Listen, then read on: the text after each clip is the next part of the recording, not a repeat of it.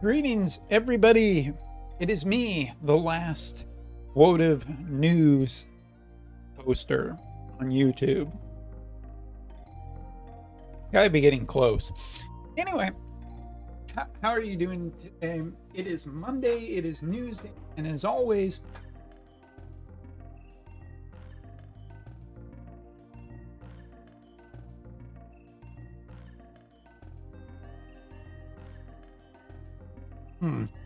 anyway, that's staying in. So anyway, today we got global and JP news, and for sake of simplicity this week, I'm actually going to split them into two. One, because I want to talk about Amneris in more depth, and two, there's a fair amount of JP news to talk about in terms of value. So let's get started. And this first piece of news is basically the JP player site is having issues right now, or JP News Player web version. So yeah, we're not using that today at all. Not that we usually use it, but anyway. All right, so setting the tone, coming into Valentine's Day week, it's time to light up your wallet, maybe. Lighten your wallet.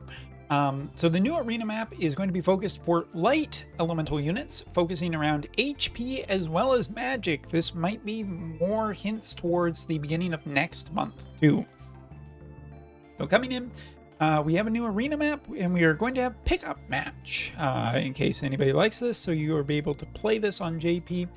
Looks like we have some modified rules involving haste this time, and yeah, maybe there's some strategy to be thought about there. But next up, story update. So JP, for a long time now, it really hasn't had that many story updates. Most of the story updates recently have been relatively sparse. So this is kind of nice for me to see yet another story update in relatively quick succession, and I hope that this continues in somewhat. But we got, looks like just a bunch of characters focused on here, so I'm looking forward to see how the story progresses before this game eventually gets shut down. All right, next up, Void in the Darkness will also be getting an update this week. Part 5 will be coming out, which basically means that March 1st will have a new character tied into Void in the Darkness. And I just want to talk about this for a little quick second.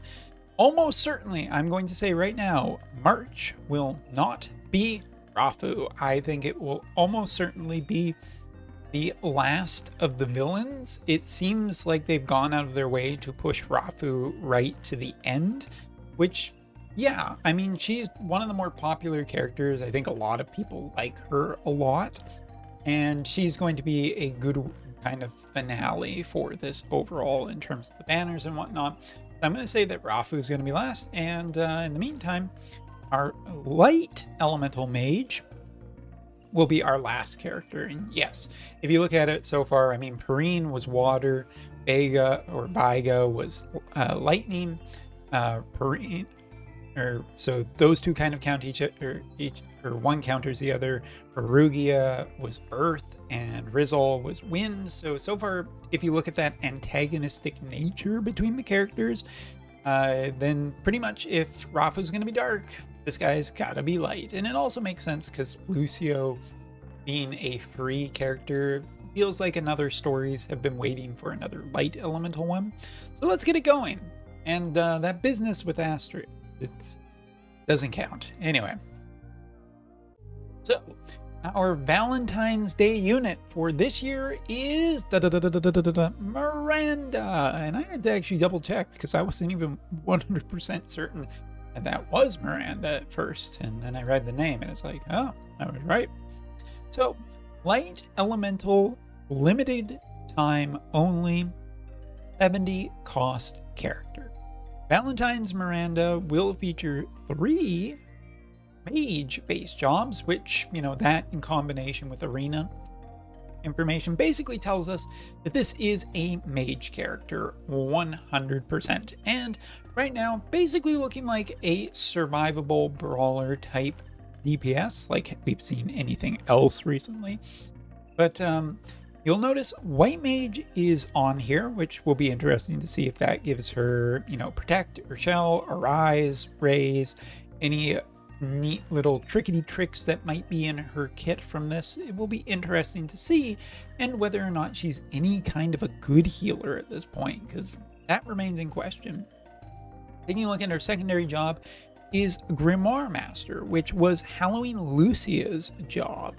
Now, honestly, I quite like Grimoire Master, and I'm happy to see it again. I think it's a really good job. I think it has some defensive, offensive, accuracy options in its kit, so it seems like a pretty good job to be included on any mage elemental character lately, so happy to see that. And last but not least, her main job is going to be a brand new one, which is called Sword Sorcerer. Maybe in global this has some connection to some job. I mean, we already have Magic Fencer, we have all of those, so I don't know particularly which job this connects to in Final Fantasy lore, or whether it's just an original at this point. Doesn't really matter. It's an upgraded slash magic damage dealer kind of thing. And that's supported by what we see in her kit. Limit Burst is a single target, 3-turn, light and spirit down for the enemy that gets hit by this. So quite a hard hitting ability, and given that a lot has been focused on physical units lately that are not necessarily the best against magic, this seems like a pretty strong limit burst. Short range though, so that's kind of disconcerting. Next up, her second ability that we see is a 3-turn slash resistance down basically for the opponent, as well as multiple hits with medium. Now this is an AoE hit, so cool, and it looks to have pretty high range on it, which is also pretty nice, and it's got a little bit of chaining, so happy about basically everything here, except it maybe against more recent JP characters. A lot of characters are starting to get elemental chain resistance, so this ability may not even be as good as it looks on first glance, because there is some more resistance to it now, and there's a fair amount of AoE resistance floating around, especially in Dark with the Chaos Bahamut card. So curious and curiouser. Last ability is essentially Re-Raise. Looks like Re-Raise does give her some extra attack resistance when Re-Raise is active. Re-Raise isn't particularly super amazing. Plenty of ways to cancel it out, including a certain sword bearing user that has been quite common in Arena. So overall, I mean, it's a 70 cost character, and if you look at these limited 70 cost character trends on JP, they're usually available for 18k lapis, you know, just to get a guaranteed copy. And that's fine. That's where these kind of need to be. I think they need to push more interesting units at lower costs with better rates and lower guarantees. And now is not the time to be overcharging people, because, well, we'll talk about that in another video this week.